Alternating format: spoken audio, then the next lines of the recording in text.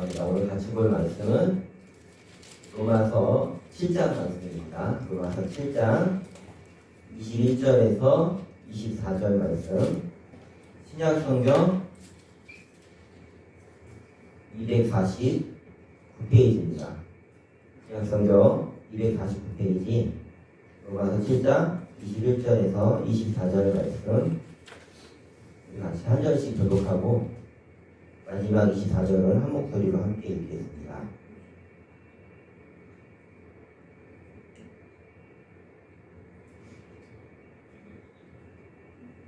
로마서 7장입니다. 신약성경 249페이지입니다. 같이 하셨으면 제가 먼저 읽겠습니다. 21절 말씀입니다. 그러므로 내가 한 법을 깨달았느니 곧 선을 행하기 원하는 나에게 악이 함께 있는 것이로다. 내 속사람은 하나님의 법을 주려고 내 지체 속에서 한 다른 법이 내 마음의 법과 싸워 내 지체 속에 있는 죄의 법으로 나를 사로잡는 것을 보는도다. 다시 읽겠습니다. 오라라는 공고한 사람이로다. 이 사망의 몸에서 누가 나를 건져내랴.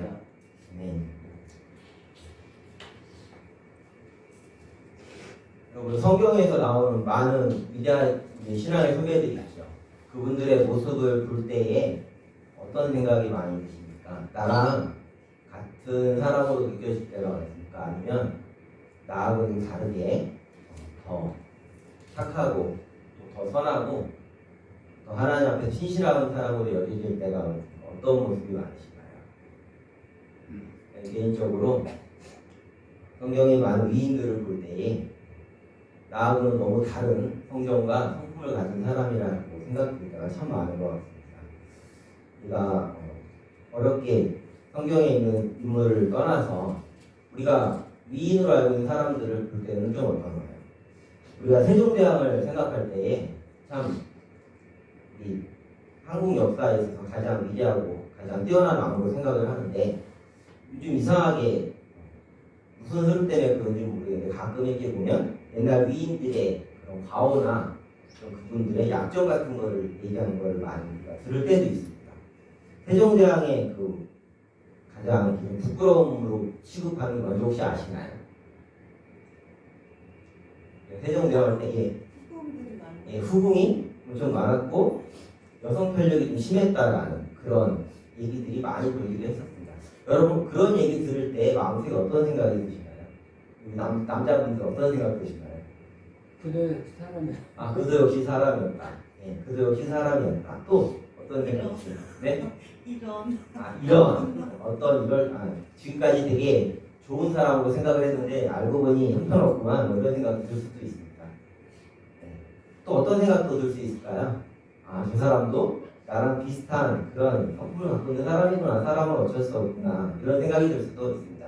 우리가 세상 사람들을 볼 때도 그런 생각이 들 수가 있는데, 성경 속의 많은 인물들 가운데 우리가 다윗왕을 한번 살펴보겠습니다. 다윗왕 그러면 우리가 제일 먼저 생각하는 게 사실 뭐죠? 그 형을. 저는 다윗왕 그러면 가장 먼저 생각나는 게 골리앗과 맞서 싸운 그 용감한 소년의 모습. 또 모든 이스라엘 백성들이 벌벌벌 떨 때에 다윗은 하나님에 대한 신앙과 열정으로 가득했었기 때문에 그 골리앗을 보면서 그의 외적인 그 모습에 두려워하는 것이 아니라 하나님을 대적하고 조롱하는 그의 모습을 보면서 그는 하나님 앞에서 의문을 삼지 못하고 용감하게 나섰던 그 모습들이 많이 생각이 나고, 또 사울왕에게 쫓길 때에도 우리가 오늘 같이 찬송가도 불렀지만 그 원수를 대할 때도 어떤 모습으로 대했었죠? 그 선함으로, 하나님께 순종함으로 사울왕을 죽일 기회가 있었음에도 불구하고 죽이지 않고 그를 살리고 하나님께서 세우신 사람이기 때문에 자신이 해칠 수 없다라고 했던 그런 선한 모습들을 우리가 알고 있습니다. 하지만 장로님이 잠깐 얘기했지만 다윗왕을 계속해서 따라다니는 꼬리표 중에 또 뭐 하나가 있을까요? 바로 바세바의 아내인가요? 바세바의 아내인가요? 갑자기 제가 지금 생각했는데 우리아의 아내. 우리아의 아내 바세바를 저 보고 그 여인을 갖고 싶은 탐심에 어떤 일을 저렸죠? 그 남편을 사지로 몰았다는 일을 우리가 기억을 하고 있습니다. 그리고 성경 속에 또 나오는 인물이 야곱이라는 인물들인데, 야곱이라는 인물도 참 많은 허물이 있었고, 아브라함을 비롯해서 이삭, 그의 아버지, 할아버지들도 다 허물과 약점이 있었습니다. 어떤 약점이 있었어요? 아브라함과 이삭은 공통적으로 했던 일이 있습니다. 그의 아내가 엄청 이뻤는데, 고대 사회에서는 아내가 이쁘면 그 남편을 죽이고 아내를 취하는 일이 비일비재했었습니다. 그래서 자신의 아내를 뭐라고 속였었죠? 누이라고 속이고, 또 그거에서 두시는 것이 아니라 그 아내를 다른 나라의 왕에게 넘겨서 이익을 착복하는 그런 비겁한 일을 하기도 했었습니다. 우리가 그런 일을 접할 때 우리 속에 드는 마음은, 아까 우리 성도님께서 이런 어떻게 저럴 수가 있을까라는 마음을 가질 수도 있고, 또 한편으로는 저도 역시 사람이라 그럴 수 있었구나라고 우리가 공감대를 형성할 수도 있습니다. 근데 가장 나쁜 반응은 무엇일까요? 그러니까 가장 실수하는 것 중에 많은 실수하는 게 위로를 받는 경우도 제 자신에게서 많이 발견합니다. 아, 저 사람도 저런 약함이 있었구나라고 해서 그것을 경계하는 게 아니라, 그러니 나가 이 정도면 괜찮지고, 내가 아내를 팔았어 아니면 누구를 살인했어, 그런 마음으로 내가 안일하게 말씀을 읽으면서 그렇게 대할 때도 있는 것 같습니다. 근데 오늘 본문을 보면, 오늘 본문을 기록한 사람이 혹시 누군지 여러분 아시나요? 사도 바울입니다. 사도 바울이 어떤 사람인가요? 사도 바울은 예수 그리스도를 전하기 위해서 자신의 목숨까지도 아꼈지 않았던 그런 사람입니다. 매를 맞고 죽을 지경이 됐음에도 우리가 계속해서 말씀을 통해서 들어왔듯이, 그는 다시 예수님의 말씀을 전하기 위해서 자신을 그렇게 죽기 직전까지 만들었던 그것으로 다시 복음을 전하러 바로 그런 신실한 사람이었습니다. 하지만 그 사람의 입을 통해서 오늘 그 위대한 신앙의 선배가 오늘 말씀을 기록을 했던 것을 우리가 잊지 말아야 하겠습니다. 여러분, 우리가 우리의 죄를 고백할 때가 혹시 인생을 살면서 있으신가요? 사람들 앞에 나의 잘못을 시인하고 인정했던 경험도 혹시 있으신가요? 있으신 분 계신가요? 쉽지 않죠. 걸리지 않으면 우리는 우리의 죄를 다른 사람한테 얘기할 수 있을까요? 없을까요? 우리는 얘기 잘 못하는 쪽이에요. 그런데 가끔 얘기하는 사람들 볼 때가 있습니다. 어떨 때 많이 얘기할까요? 우리가 우리 죄를 사람들 앞에 인정하고 내가 이러이러한 사람이라고 얘기하는 목적이 어디 있을까요? 세상 사람들과 우리가 주로 할 때는 다른 사람들이 나에게 어떤 마음을 갖기를 바랄 때 그렇게 말하죠. 나에게 동정심을 갖게 하고 싶기 위해서, 내 죄를 좀 경감받기 위해서 우리는 비겁한 모습으로 그렇게 우리 죄를 고백하거나 우리의 잘못을 시인하는 모습으로 우리의 잘못을 다시 덮으려고 그런 잘못된 마음을 우리는 고백하는 경우들을 보기는 합니다. 하지만 오늘 본문에 나오는 사도 바울은요, 그것과는 전혀 다른 이유와 다른 목적으로 우리에게 자신의 약함에 대해서 고백을 하고 있는 것을 우리가 놓치지 말고 말씀을 봐야 하겠습니다.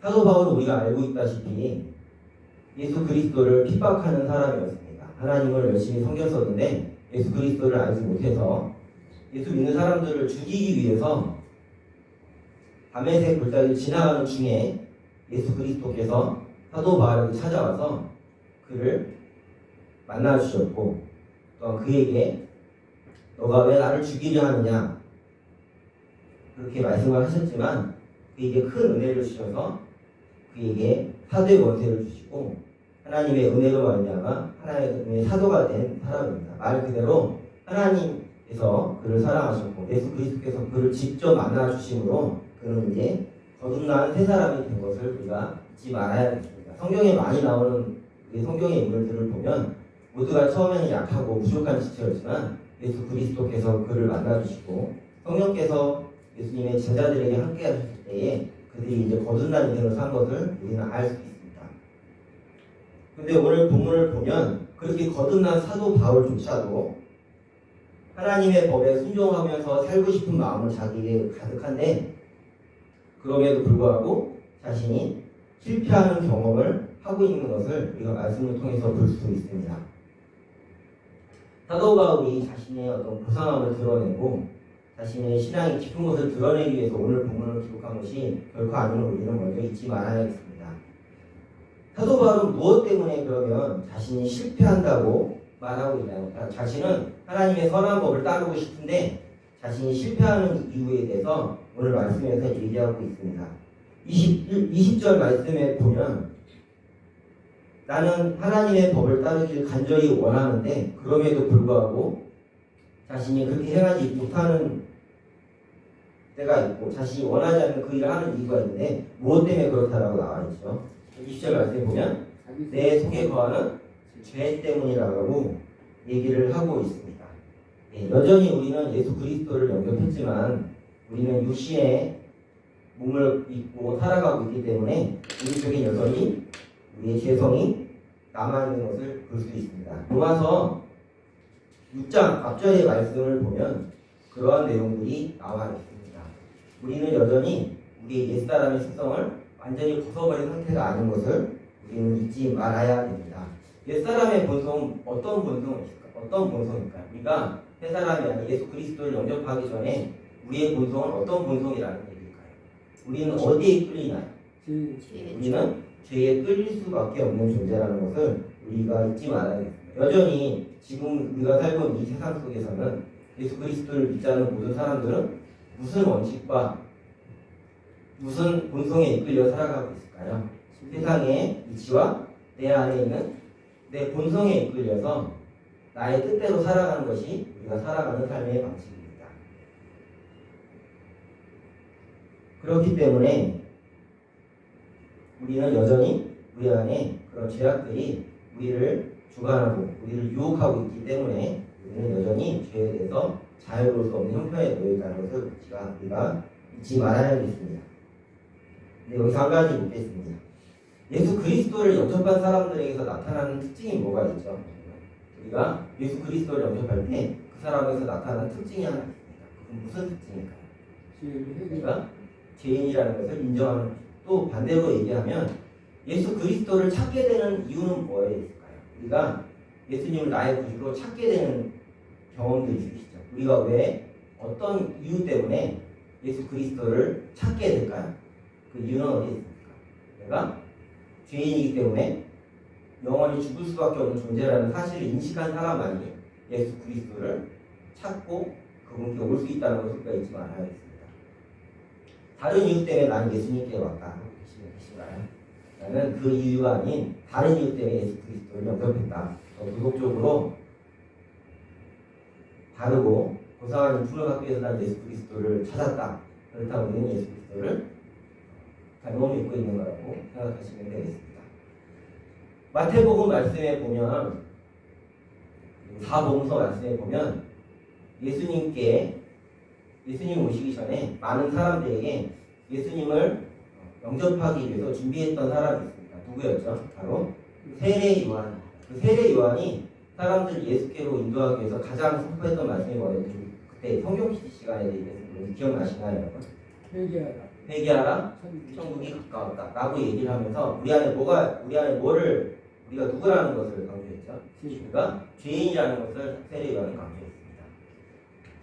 예수 그리스도를 영접하고 예수 그리스도를 믿는 사람들은 내가 죄인이라는 것을 깨달은 사람만이 예수 그리스도를 영접할 수 있습니다.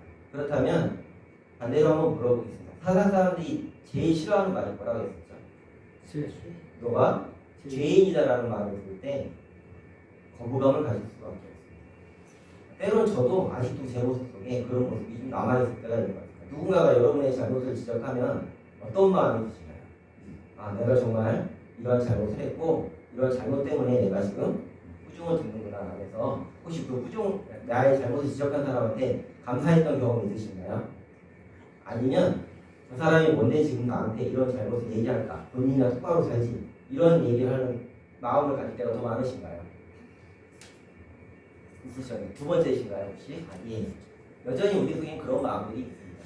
근데 감사하게도 우리 예수 그리스도를 진심으로 영접한 사람에서 나타나는 가장 큰 특징 중에 하나가 바로 이걸 죄를 지적하고 나의 죄를 얘기할 때 그 죄를 인정하게 되고 그 죄를 자복하기 때문에 예수 그리스도가 나에게 구주로 필요하다는 것을, 그분이 나에게 오신 것이 은혜임을 우리가 믿게 된다는 것을 우리가 잊지 말아야 되며, 또 한 가지 바로 그 죄를 해결하기 위해서 몸부림치게 된다는 것을 우리가 알아야 하겠습니다.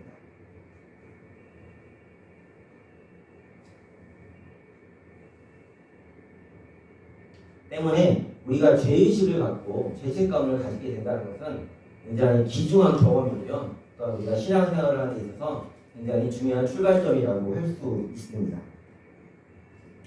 죄는 해결돼야 되는 문제입니다. 그렇다면 죄는 왜 해결돼야 되는 걸까요? 우리가 죄를 해결해야 되는 가장 큰 원인은, 우리 같이 한번 로마서 6장 23절 말씀 잠깐 볼까요? 6장 28절 말씀에 보면 앞절에 뭐라고 나와 있죠? 죄의 삭은 사망이요 라고 나와 있습니다. 삭이 무슨 뜻인가요? 삭은 바로 대가라는 뜻입니다. 대가, 말 그대로 어떠한 일에 대한 대가를 얘기할 때 삭이라는 표현을 쓰는데, 죄의 삭이 무엇이라고 나와 있습니까? 바로 사망, 영원한 죽음이 바로 죄의 삭이기 때문에 우리는 이 죄를 해결받아야 하는 운명에 놓여있게 되는 것입니다. 말 그대로 예수 그리스도를 영접하면서 내가 죄인이라는 걸 깨닫는 사람은 내가 죽을 운명에 처해 있다는 것을 알게 되기 때문에 그것은 굉장히 귀하고 중요한 깨달음이라는 것을 우리가 알 수 있습니다. 하나님 앞에 진실한 사람일수록 우리는 내 자신이 죄인이라는 것을 깊이 깨닫고, 또한 그 깨닫는 것을 넘어서 이제는 어떤 지경까지 가게 되냐면 그 죄로 인해서 자기 자신을 통탄하게 여기고 자기 자신에게 큰 슬픔이 찾아오고, 그러니까 죄가 해결되지 않음으로 인해서 큰 아픔을 경험하기도 하는 것이 예수 그리스도를 진정으로 영접한 사람만이 누릴 수 있는 복된 축복입니다. 그럼 마태복음 5장 4절의 말씀에 보면 예수님의 산상수훈이 나오는데요. 그 말씀에 보면 애통하는 자는 복이 있다라고 예수님께서 말씀을 하셨는데, 애통이라는 것은 말 그대로 크게 슬퍼하는 거고, 내 내장이 녹아내릴 정도로 슬퍼한다라고 표현할 때 우리가 애통하다라고 표현을 씁니다. 애자가 창자 애자인데 말 그대로 창자가 녹아내리는 아픔이라는 뜻인데, 무엇 때문에 그 정도의 아픔을 느낀다고 말씀하고 있죠? 죄 때문에, 내 안에 있는 죄 때문에 내 창자가 녹아내릴 정도의 아픔을 느끼는 사람이 예수님께서는 복이 있다라고 말을 하고 있습니다. 그것이 왜 복이 될까요, 여러분? 애통하는 자만이 어디에 이룰 수 있기 때문이죠? 바로 영생에 이룰 수 있기 때문입니다.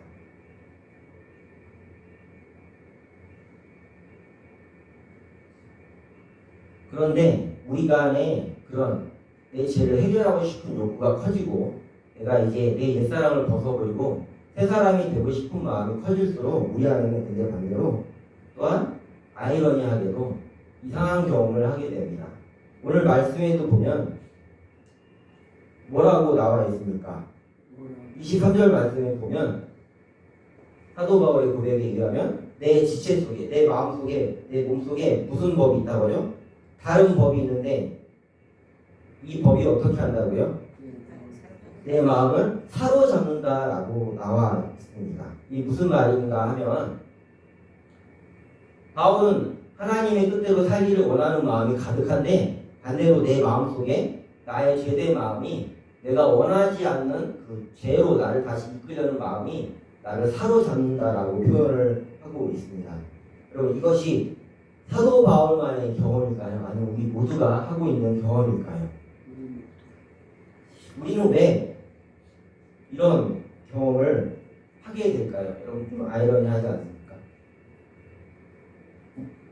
예수 그리스도를 믿는 사람들은 예수 그리스도를 영접한 순간에 변하는 것이 한 가지 더 있습니다. 여러분, 우리가 지금 살고 있는 이 세상, 나한테 평화의 공간인가요? 아니면 전쟁의 공간인가요? 여러분한테 이 공간이 어떤 공간일까요? 네. 우리가 예수 그리스도를 영접하는 순간 우리가 살고 있는 이 공간은 평화의 공간이 아니라 전쟁터가 되고 맙니다. 왜 그럴까요? 이 세상은 아직 사탄의 건설 아래에 있기 때문에, 사탄의 그런 위치와 그 이념과 그 법칙대로 살고 있기 때문에, 그리고 여전히 우리 육신 또한 이 공간에 살고 있기 때문에 예수 그리스도를 영접하는 순간 우리가 사는 공간은 전쟁터로 바뀌고 맙니다. 근데 그 전쟁터도 어떤 중립지역이 아닙니다. 전쟁터는 전쟁터인데 이 병사가 지금 어디에 놓이게 되냐면 바로 적의 한복판에 놓이게 됩니다. 여러분 전쟁을 치르고 있는데 적의 한복판에 있으면 어떤 일이 벌어집니까? 적이 나를 다 에워싸죠. 그렇죠? 이길 확률이 있을까요? 없을까요? 이길 확률이 전혀 없는 것처럼 보이는 그런 외로움 속에 놓이게 됩니다. 그런데 이 적이 좀 특이합니다. 적진 한복판에 있으면 그 적진 한복판에 있는 사람은 어떻게 되죠? 사실 죽겠죠. 그렇죠? 바로 죽겠죠. 뭐 할 수 없이. 근데 문제는 이 적이 이 사람을 죽이기를 원하지 않습니다. 이 사람을 어떻게 하기 원하냐면 다시 내 편으로 끌어들이고 싶어 합니다. 우리가 살고 있는 이 세상은요, 우리가 예수 그리스도를 믿는 순간 우리를 괴롭히고 핍박을 하는데 가장 큰 목적이 다시 그 예수 그리스도를 사랑하는 마음에서 어디로 돌이키기를 바랄까요? 우리가 다시 우리 제대 옛 모습으로 돌아오기를 계속 바라면서 우리를 그렇게 유혹하고 때로는 핍박하면서 우리를 둘러싸게 되는 순간에 우리는 놓이게 될 수밖에 없게 됩니다. 문제는 이 유혹이 우리에게 달콤하게 다가오나요? 아니면 고통으로 다가오나요? 우리는 달콤하게 다가오는 순간들이 너무나 많은 것을 우리는 보게 됩니다. 하나님께서 오늘 말씀에 보면 하나님의 법을 즐거워하되라고 나와 있는데 22절 말씀에 보면요, 하나님의 법이라고 나와 있습니다. 이 하나님의 법은 무엇일까요? 바로 우리가 오늘도 듣고 있고 우리가 알고 있는 바로 성경 말씀이 바로 하나님의 법입니다. 그리고 구약 시대에는 또한 하나님께서 법을 주셨었는데 어떤 법을 주셨죠? 십계명을 주셨고 율법을 주셨습니다. 이 율법은 뭐냐면 하나님께서 이스라엘 백성들이 하나님의 백성답게 살아가기를 원하셨기 때문에 하나님의 선하신 뜻들을 그 백성들이 지키도록 하나님께서 백성들에게 율법을 가르쳐 주셨습니다. 그런데 이 율법의 가장 큰 기능은 사실 뭐였었냐면, 여러분이 십계명을 보고 산상수훈을 보면서 느껴지는 것이 무엇인가요? 여러분 십계명 읽으면서 나는 이 법을 지금 잘 지키고 있다는 생각을 많이 하십니까? 아니면 이렇게 살고 있지 못하는데 나는 큰 화를 당하겠구나 라는 생각이 많이 드십니까? 우리 마음속에 어떤 생각이 많이 드십니까? 내가 이 법을 지킬 수 있다? 아니면 나는 이렇게 전혀 못 사는데 큰일 났구나, 나는 구원을 못 받겠구나, 이런 생각을 하실 때가 혹시 있으신가요? 그런 생각을 하고 있다면 그것도 참 감사한 일입니다. 대부분의 사람들은 어떤 생각을 많이 하냐면 내가 다 지키지 못해도 이것만큼 지키고 있다라고 생각하는 순간들이 우리에게 참으로 많이 있습니다. 이스라엘 백성들도 그랬습니다. 하나님께서 처음 율법을 주셨을 때 이스라엘 백성들이 어떻게 얘기했냐면 우리가 그 법을 다 지키겠다라고 얘기했습니다. 하나님께서 이스라엘 백성들에게 율법을 준 가장 큰 이유와 목적은 사실 그들이 그 법을 듣고 하나님의 뜻과 현재 나의 모습이 너무나 닿을 수 없는 곳에 하나님의 거룩한 뜻이 있구나라는 걸 깨닫기를 원했습니다. 그래서 그들이 내가 이 법을 지킬 수 없는 죄인이기 때문에 하나님께 의지하고 하나님께 돌아오고 자신의 죄를 회개하고 하나님께만 의지하길 바라했던 것이 사실은 하나님께서 이스라엘 백성에게 율법을 주신 가장 큰 이유였습니다. 하지만 아까 얘기했지만 이스라엘 백성들은 이 법을 자신들이 지킬 수 있다라고 생각을 했습니다. 실제로 성경 역사를 봤을 때 그러면 이 율법을 온전히 지킨 사람이 있을까요? 없을까요? 예, 단 한 사람도 없습니다. 우리가 위대하다고 고백하는 다윗왕, 우리 믿음의 조상인 아브라함, 심지어 오늘 우리가 이 본문을 기록하고 있는 사도 바울조차도 뭐라고 얘기하고 있죠? 자기가 이 법을 온전히 지키지 못하고 있다라고 얘기를 하고 있습니다. 제가 레위기 18장 5절 말씀을 한번 읽어드리겠습니다. 이 말씀 한번 잘 들어보시기 바랍니다. 하나님께서 이스라엘 백성에게 율법을 주시면서 당부했던 말씀입니다. 너희는 내 규례와 법도를 지키라. 사람이 이를 행하면 살리라. 나는 여호와니라. 내 규례와 법도가 바로 하나님께서 우리에게 주신 율법을 얘기하는, 이 법을 어떻게 하라죠? 지키라. 사람이 어떻게 한다고? 이 법을 지키면 어떻게 한다고 했죠? 산다라고 얘기했습니다. 그럼 반대로 이 법을 안 지키면 어떻게 된다는 얘기죠? 법을 지켜야 산다면, 법을 지키지 않으면 죽는다라고 얘기하면서 하나님께서 마지막에 뭐라고 말씀하시냐면 나는 여호와니라라고 말씀하셨어요. 왜 하나님께서 이 명령을 이스라엘 백성들한테 주면서 끝에 나는 여호와니라라고 강조하셨을까요? 바로 이 명령이 그만큼 지엄하고 엄중한 명령이라는 뜻입니다. 하나님께서 한번 내뱉으신 말을 취소하실까요? 취소하지 않으실까요? 하나님께서 맹세하신 그 말을 절대로 지키시는 분. 그러면 우리가 오늘 본문을 읽었는데 어떻게 되나요? 사람은 다 어떻게 되는 운명에 처하게 되는 건가요? 하나님의 율법을 다 지켜야 하는데 지킨 사람이 우리가 오늘 말씀에 보면 단 한 명도 없습니다. 그럼 어떻게 되는 건가요? 우리는 다 죽은 운명에 처할 수밖에 없는 입장에 처해 있습니다. 사도 바울도 그것을 언급하면서 자신이 사망에 이르게 됐다라고 말을 합니다. 로마서 7장 9절에서 10절 말씀을 제가 한번 읽어드리겠습니다. 전에 율법을 깨닫지 못한 때에는 내가 살았더니 계명이 이름에 죄는 살아나고 나는 죽었도다. 생명에 이르게 할 그 계명이 내게 다하여 도리어 사망에 이르게 하는 것이 되었도다라고 말씀이 나와 있습니다. 율법의 가장 큰 기능 중에 하나가 바로 죄를 깨닫게 하는 것이었습니다. 사도 바울도 오늘 본문 말씀에 읽어보면 얘기가 나오는데 탐심이 죄라는 것을 무엇을 통해 깨닫게 되냐면 율법을 통해서 탐심이 죄다라는 것을 자신이 깨달았다라고 말을 하고 있습니다. 8절 말씀에 보면 뭔가 탐심이 자기 안에 가득하고 7절 말씀에 보면 내가 탐심을 전에는 알지 못했는데 율법에서 탐심이 죄라고 얘기했기 때문에 이제는 내가 그 탐심을 갖는 것이 죄라는 것을 알게 되었다라고 말을 하고 있습니다. 여러분, 죄가 죄인 것을 알게 되는데 죄를 지으면 그건 어떻게 되는 걸까요? 우리가 경찰서 가서 범인들이 제일 많이 하는 말 중에 하나가 그거라고 합니다. 내가 몰랐다. 그게 범죄가 되는지 몰랐다. 왜 그 얘기하죠? 조금이라도 내 죄를 경감받고 싶으니까. 그게 죄인 것을 알고서 했다라고 하면 어떻게 되죠? 가중처벌되잖아요. 똑같습니다. 오늘 사도 바울이 얘기하는 것은 율법을 통해서 내가 탐심이 죄라는 것을 알았는데 도리어 어떻게 됐죠? 그 탐심이 내 안에 가득하다라는 것을 알게 됐다라고 얘기를 하고 있습니다.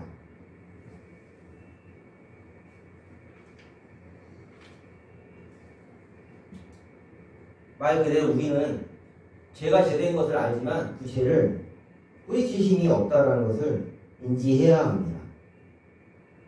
또한 중요한 것은 사도 바울이 오늘 이 고백을 하는 걸 통해서 우리가 위로를 받아서는 안 됩니다. 여기서 위로를 받는 무슨 얘기냐면 내가 안도해서는 안 됩니다. 사도 바울조차도 이렇게 죄를 짓고 그 죄성 때문에 고민을 했는데 내가 이 죄성을 갖고 있는 것은 당연하고 내가 오늘날을 살아가면서도 여전히 죄를 짓고 있는 것은 어쩔 수 없는 일이구나라고 생각해서는 안 됩니다. 사도 바울이 오늘 애통해 하듯이 우리 또한 우리 죄를 볼 때에 애통하고 가슴 아파하는 모습이 우리 안에 있어야 되겠습니다. 과연 내가 지금 그런 중에 있는지 우리를 한번 잘 살펴봤으면 좋겠습니다.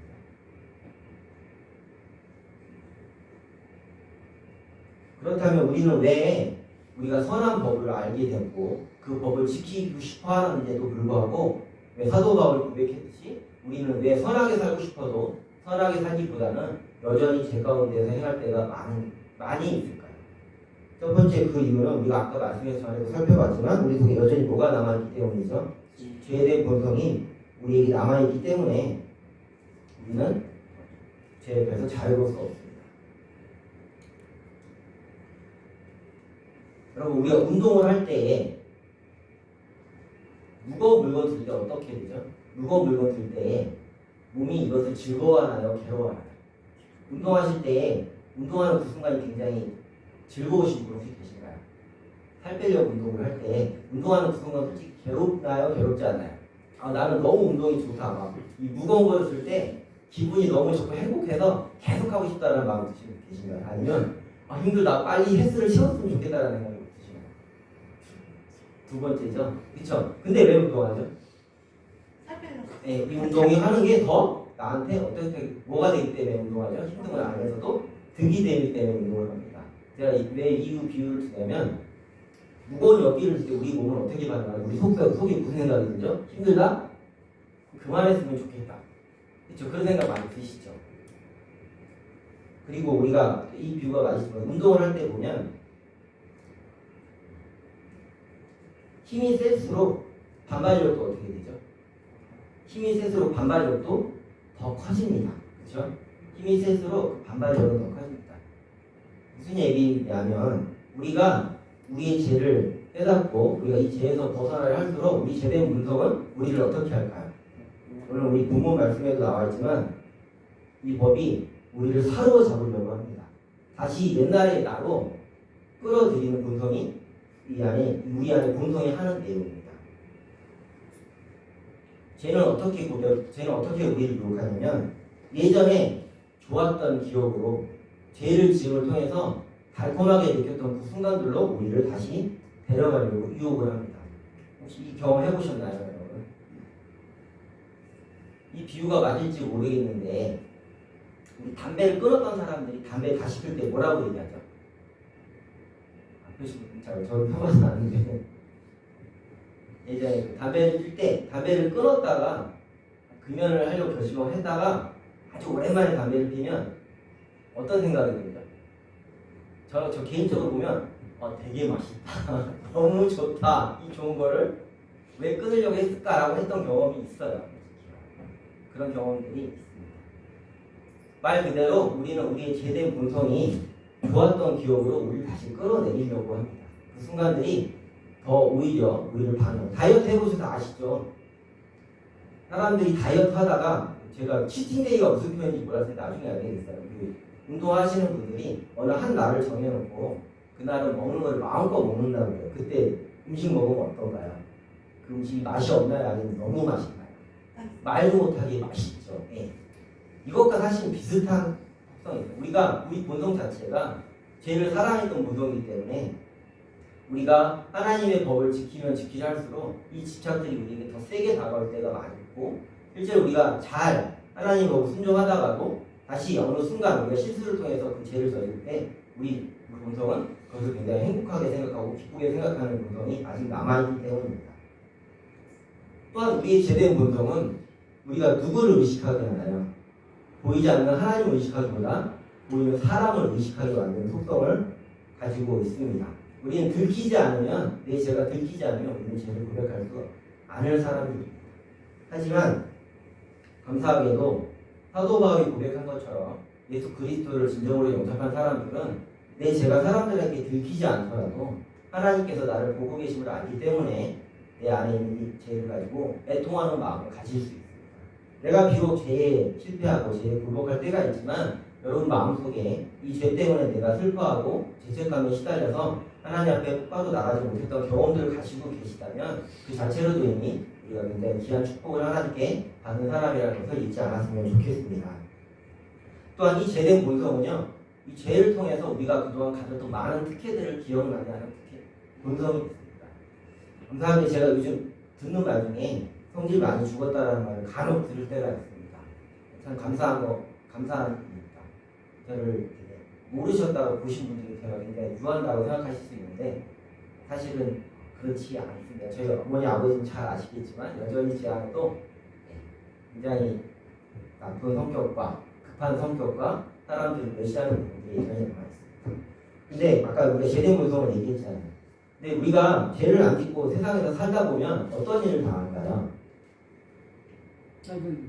따돌림 당하기도 하고요. 만약에 어떤 화낼 일이 생겼을 때 화를 내지 않고 싸울 일이 생겼는데 우리가 화를 내지 않고 우리가 먼저 양보를 하거나 우리가 먼저 잘못을 인정하거나 그 사람을 위로하기 위해서 다가옵니다. 그러면 그 사람이 어떻게 대하는가요? 우리는 바보 취급하고 오히려 더 힘든 일을 많이 겪게 됩니다. 저도 가끔 그럴 때가 있는 것 같습니다. 지키려고 무단히 애를 쓸 때가 있고 안 그러려고 애쓸 때가 있는데 마음속에 바로 무슨 생각이 들까요? 그냥 내 성질대로 했으면 좋겠다라는 생각을 할 때가 굉장히 많습니다. 왜일까요? 내가 손해보는 것 같으니까요.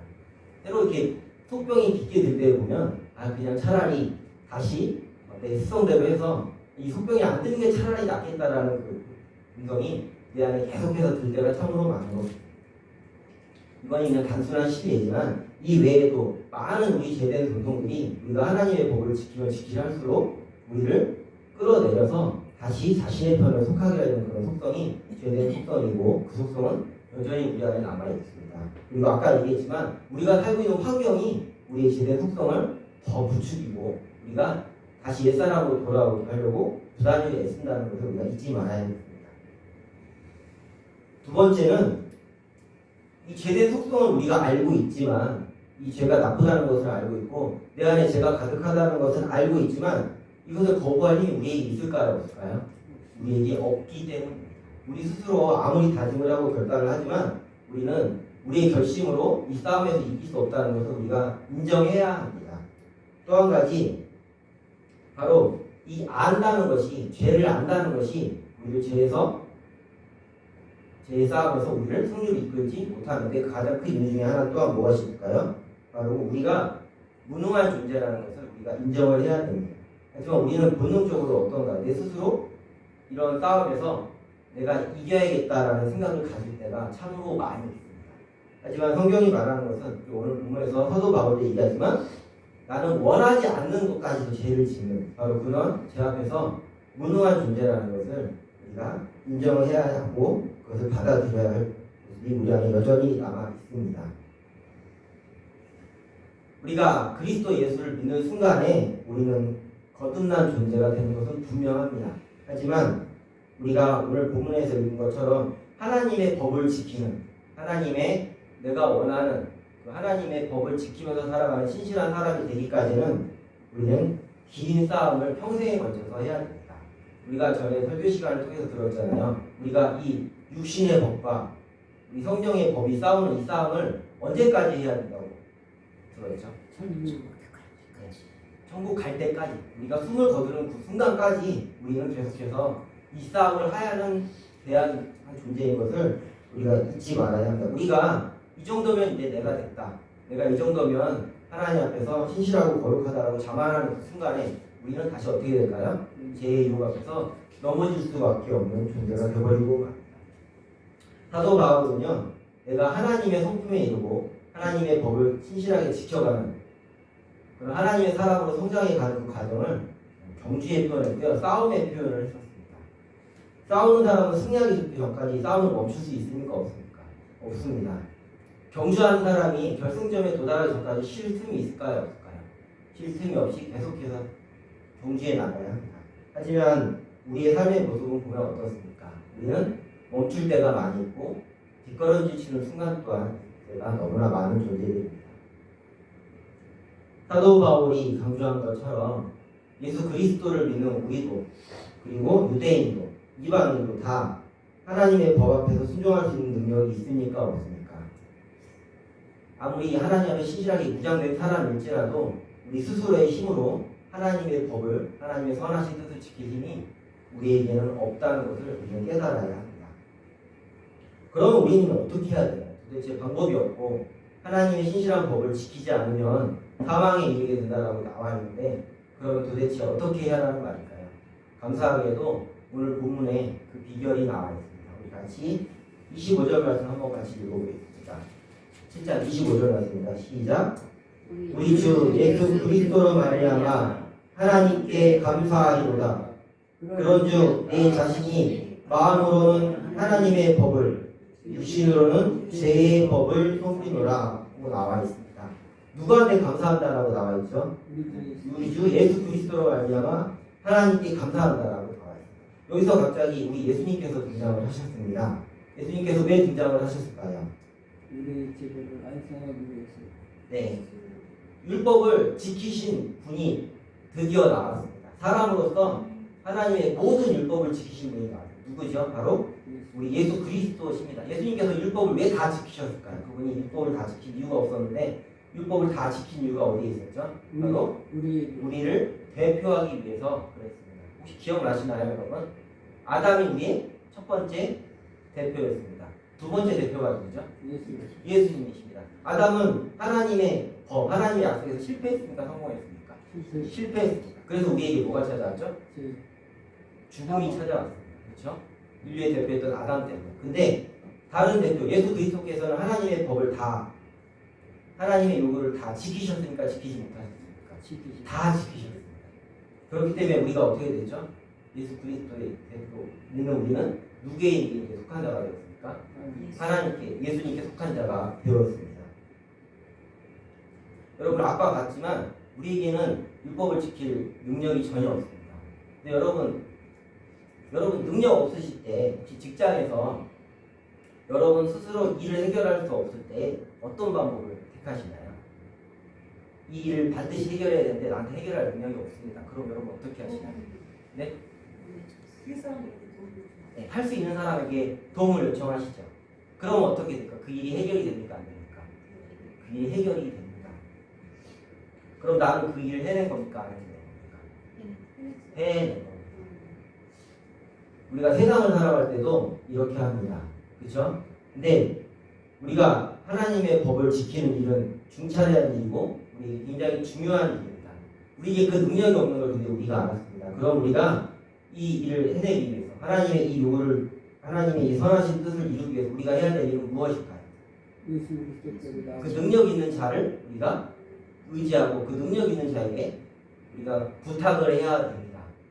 그분이 누구십니까? 오늘 말씀에 봤듯이 바로 예수 그리스도십니다. 그럼 우리가 하나님의 율법을 온전히 지킬 수 있는 유일한 방법은 무엇이죠? 바로 예수 그리스도의 능력을 의지하고 믿는 것이 우리가 해야 될 것을 우리가 잊지 말아야 합니다. 또한 우리가 예수 그리스도를 의지함으로써 할 수 있는 일들이 있습니다. 첫 번째 그것은 무엇이냐면 아까 얘기했죠. 예수 그리스도를 믿는 사람에게서 첫 번째 나오는 반응 중에 하나가 뭐라고 했었죠? 죄를 심각하게 받아들이게 된다는 것입니다. 예수 그리스도를 의지하는 사람은요, 내 안에 있는 죄를 이제 심각하게 받아들이기 시작합니다. 오늘 말씀 본문을 읽을 때도 이 말씀을 통해서 사도 바울도 이런 범죄를 저질렀고 이런 약함이 있었구나 해서 그치는 것이 아니라 그렇다면 사도 바울이 이 정도라면 연약한 나는 더 큰 위험과 그런 더 큰 싸움이 내 안에 있겠구나 하는 걸 우리는 인식을 해야 됩니다. 나는 더 실패가 많은 존재라는 것을 우리가 인식해야 하게 됩니다. 예수 그리스도를 믿는 사람은 그 죄를 이제 심각하게 받아들이고 내 안에 있는 죄를 발견할 때에 내 안에 있는 죄와 나의 모습으로 인해서 괴로워하고 혐오하는 모습을 갖게 됩니다. 그리고 내 자신이 지금 작은 죄 속에서도 그런 마음을 가지고 있는지 아니면 너무나도 무감각한 중에 인생을 살아가고 세상살이에 바쁜지 우리 자신을 한번 잘 점검해 봤으면 좋겠습니다.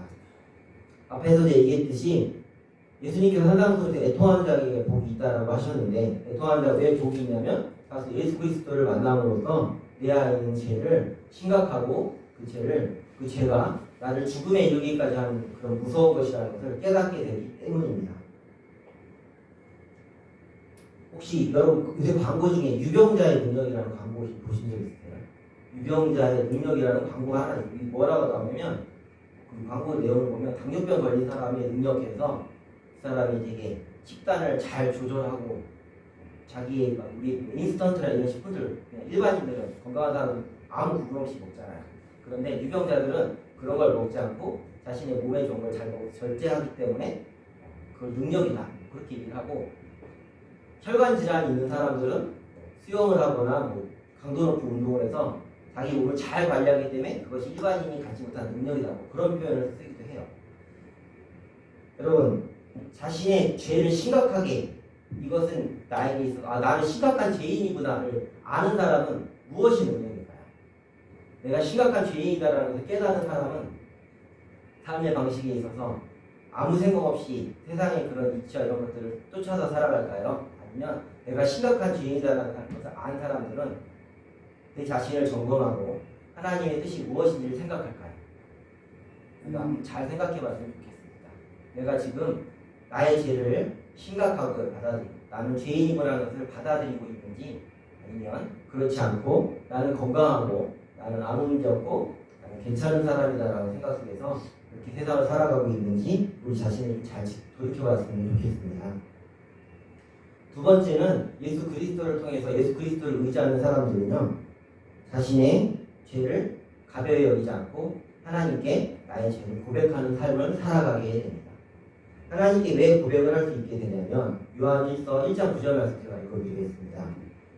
만일 우리가 우리 죄를 자백하면 저는 미쁘시고 오로이사 우리 죄를 사하시며 모든 불의 소리를 깨끗게 하실 것이요 라고 나옵니다.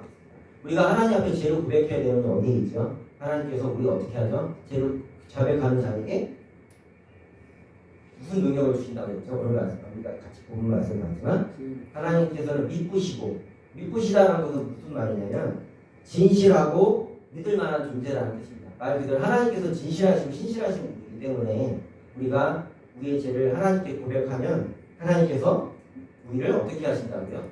깨끗게 하여 주시라고. 우리가 하나님께 죄를 고백해야 되는 이유는 그분께서 우리가 죄를 고백할 때에 우리를 깨끗게 하시고 라고 분명하게 약속하셨기 때문입니다. 잠언 말씀에서 보면 잠언 기자가 하는 표현 중에 내가 하나님의 눈앞에서 살아간다라고 말을 하고 있습니다. 여러분, 내가 살아가는 모습을 하나님께서 매일 지켜보고 계십니다. 여러분, 누가 지켜보고 있으면 나쁜 행동 하시나요? 안 하시나요? 못하죠. 근데 큰일 났습니다. 하나님께서 우리를 지금 계속 지켜보고 계십니다. 어떻게 살아가실 겁니까? 근데 하나님께서 이 지켜보신다는 표현할 때 너가 죄를 짓는지 안 짓는지 내가 지켜보고 있겠다는 표현일까요? 우리 본문 말씀도 있었지만 아니면 하나님께서 우리를 도와주시기 위해서 우리를 지켜보고 있는 것일까요?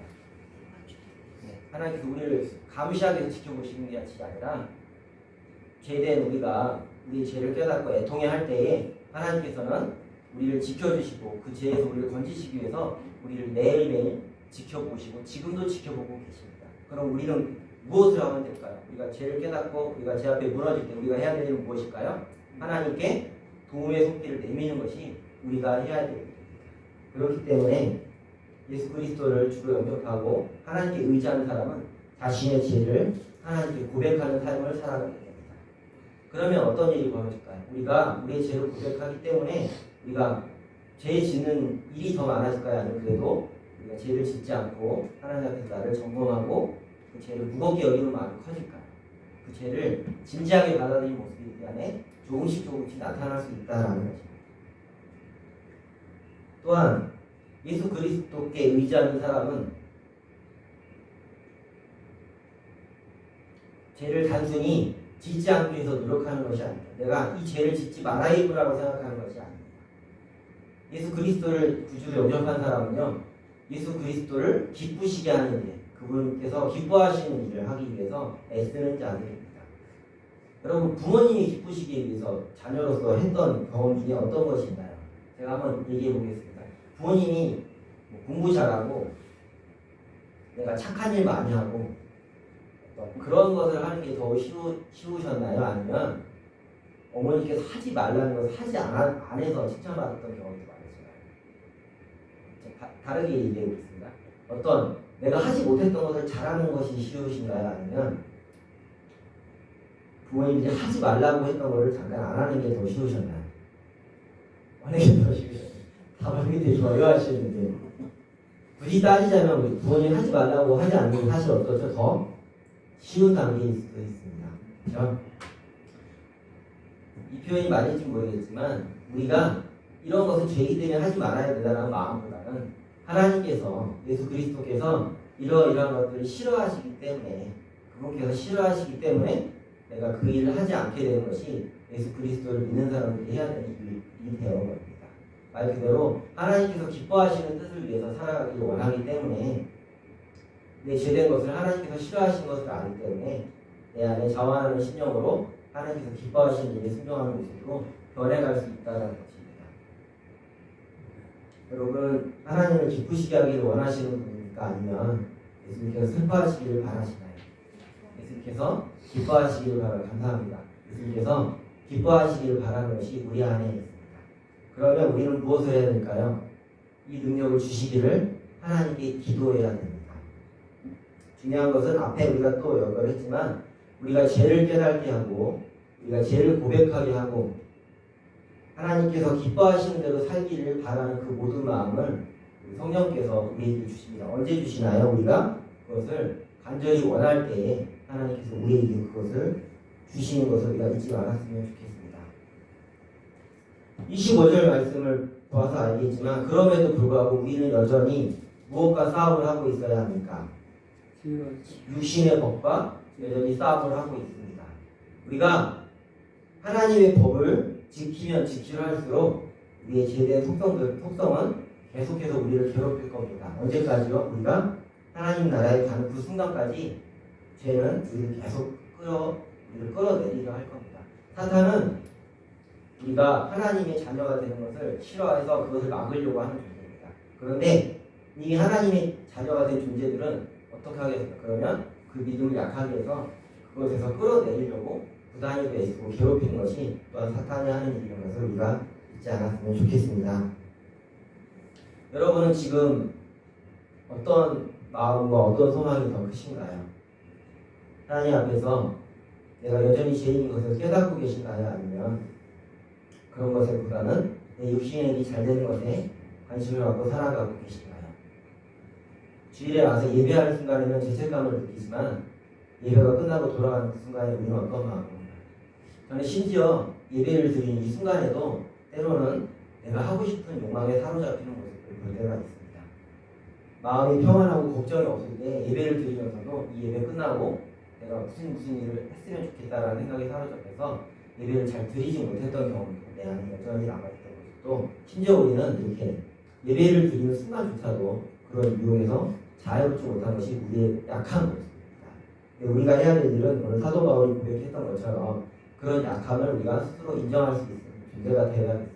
그리고 하나님을 의지함으로 우리가 이런 약함에서 건지시는 분이 계심을 알고 그분께 도움을 요청하고 그분 안에 승리함으로 우리가 조금씩 하나님의 법에 더 하나님의 법을 기뻐하고 하나님의 법을 지키는 자들이 됐으면 좋겠습니다.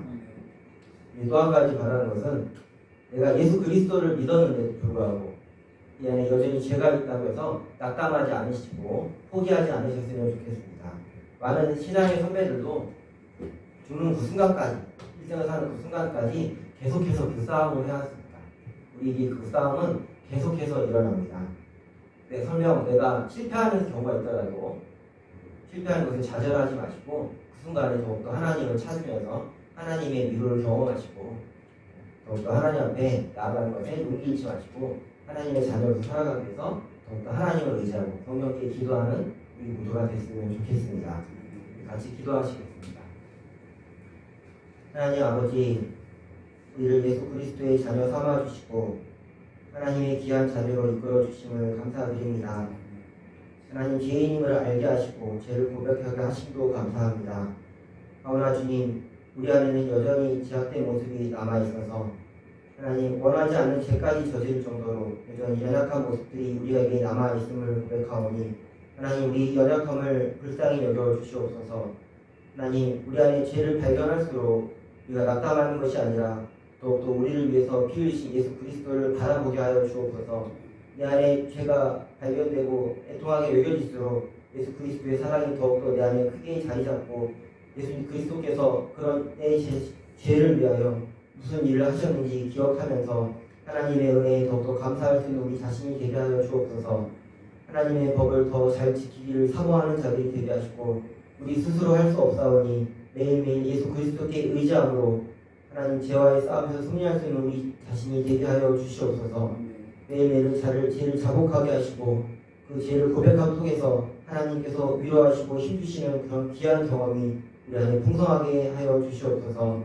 항상 주님의 것을 사모하는 자들 되게 하시고 하나님의 의지함으로 주님 하루를 승리할 수 있는 우리 모두가 되게 하여 주시옵소서. 예수님의 이름으로 기도드립니다. 아멘.